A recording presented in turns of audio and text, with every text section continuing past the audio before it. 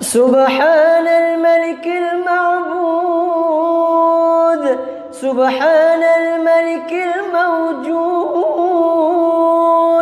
سبحان الملك الحي الذي لا ينام ولا يموت ولا يفوت أبدا سبوح قدوس ربنا ورب الملائكة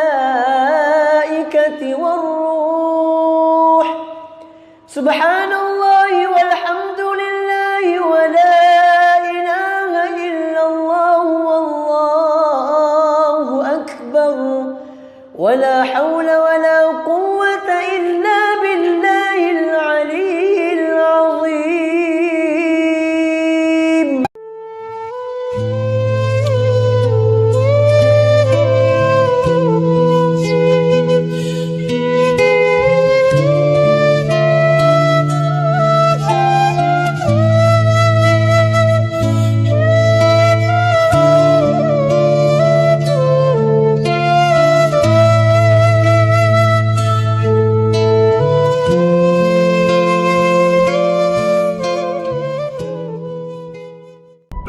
Kerajaan Aceh yang besar, 4 kerajaan Melayu di bawah, Aceh di atas, turun ke bawah kerajaan Melayu Langkat.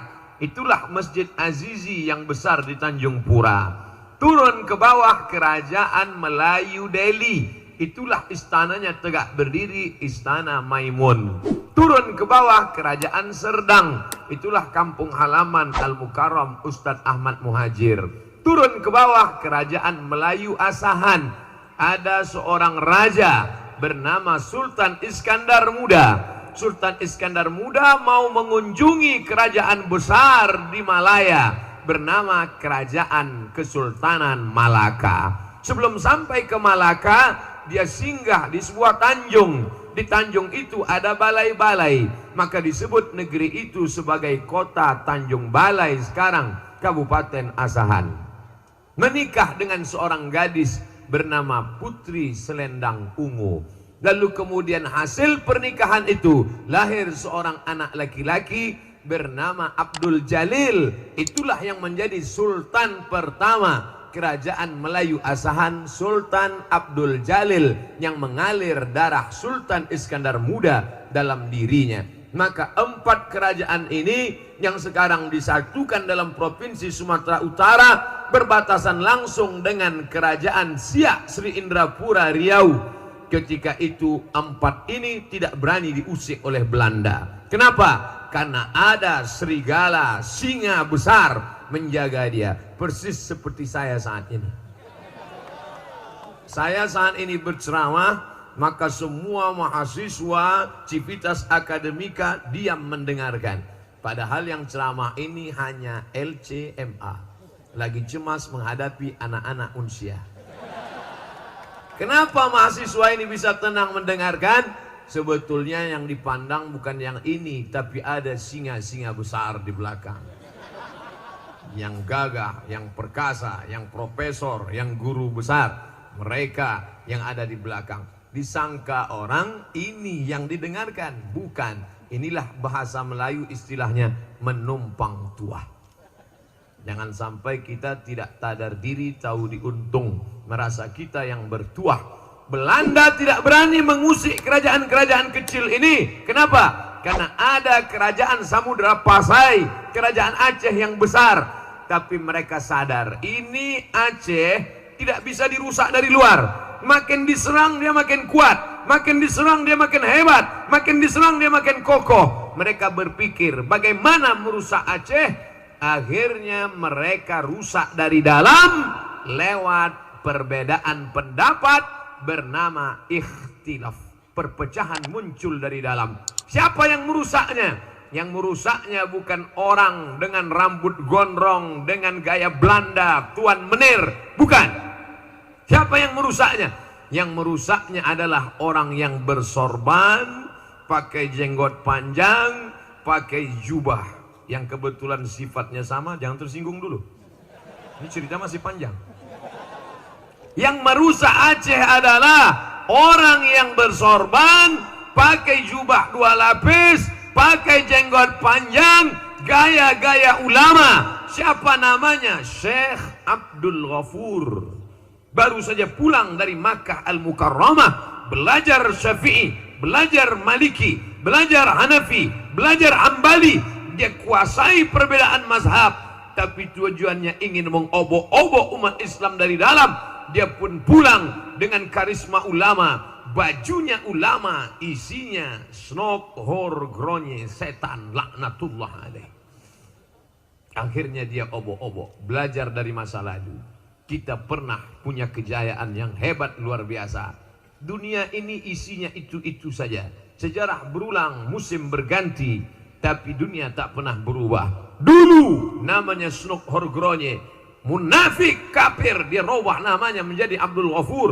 Pura-pura dia masuk Islam, tinggal 6 bulan di Makkah. Didekatinya ulama Nusantara yang kebetulan hebat waktu itu, menjadi ahli hadis, ahli tafsir di Makkah. Laki-laki itu bernama Syekh Muhammad Nawawi Al-Bantani. Al-Bantani sudah jadi provinsi Banten. Satu lagi ulama besar menjadi imam Masjidil Haram, Syekh Ahmad Khatib Al-Minkabawi. Al-Minkabawi suku besar Minangkabau. Bukan sekedar rumah makan sederhana, tapi juga bumi Minangkabau yang melahirkan ulama. Maka hari ini kita sedang seperti yang tertulis di baliho belakang, melalui silaturahim kita tingkatkan ukhuwah kebangsaan. Orang Banten pernah besar, orang Minangkabau pernah besar. Aceh jangan tanya lagi tentang kebesarannya. Yang menulis kebesarannya siapa? Saya dengan mata kepala saya sendiri melihat di perpustakaan tempat saya kuliah, Darul Hadis di Rabat, Maroko. Lalu saya buka buku itu, ditulis oleh seorang laki-laki explorer dunia, keliling dunia dia. Sebelum dia pergi ke Aceh, dia umroh dulu di Makkah. Tawaf, sa'i, tahallul, dia langkahkan kaki dari Masjidil Haram. Bismillah tawakkaltu 'ala Allah, la haula wala quwata illa billah. Dia lanjutkan perjalanan. Dia pun bercerita dalam buku itu, aku sampai ke sebuah negeri bernama Sumatra. Dia tulis di situ, Sumatra. Di pucuknya aku turun, aku lihat rajanya menghormati ulama. Ulama-ulama diberikan naik kuda dan gajah. Kuda dan gajah waktu itu mungkin sekarang Alphard lah. Bukan maksudnya ulama mau dikasih mobil dinas, enggak, sikit pun tidak ada. Jangan tersinggung. Kadang penguasa ini kalau kita ngomong ini dia tersinggung. Ya kalau mau dikasih ya nggak apa-apa. Aku melihat ulama dan rajanya akrab. Mereka berjubah warna baju dan putih. Apa nama bukunya? Kalau tidak percaya sudah diterjemahkan ke bahasa Indonesia yang tidak bahasa Arab. Bukunya berjudul Rihlah Ibni Battutah. Makamnya masih ada sekarang di Maroko. Makanya nama saya buat di internet Somad Maroko. Banyak orang nanya, kenapa Ustadz buat Somad Maroko? Kenapa tidak Somad saja? Pengalaman pernah saya tulis di Google Somad, keluar sinetron Bang Somad. Maka saya buat Somad Maroko. Karena saya pernah kuliah di sana. Dan yang paling banyak di antara 30 sekian provinsi di Indonesia, di antara anak-anak bangsa yang paling banyak kuliah di Maroko adalah anak Aceh. Tapi terus terang, saya sama anak Aceh dulu waktu di Maroko kurang suka lah, kurang senang. Kenapa? Mereka duitnya banyak. Beasiswa dari APBD.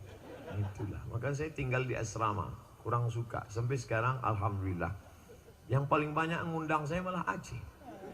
Ceramah terbanyak, teramai, terpenuh halaman Ustadz Somad selama penceramah, selama memberikan tabligh akbar di Aceh. Kapan itu? Acara mengenang tsunami bulan 12 kemarin. Setiap saya pergi pasti ditanya orang, Ustadz Somad, dia kemarin kami tengok acara live internet Ustadz yang paling ramai di Banda Aceh ya. Ya. Berapa itu Ustadz? Saya nggak ngitung, saya bilang. Tapi ramai luar biasa. Itulah ceramah internasional. 2 bulan yang lalu saya ke Brunei Darussalam, jumpa masyarakat di sana. Ustadz masih ingat dengan saya? Di mana kita ketemu? Waktu acara malam di Aceh. Oh iya, Masya Allah. Iya Pak, ingat. Bapak Ibu yang dimuliakan Allah Subhanahu wa Ta'ala, ini kebanggaan. Selama di Aceh ini udah saya hitung-hitung dapat rencong lebih 10. Rencong di kanan, keris di kiri,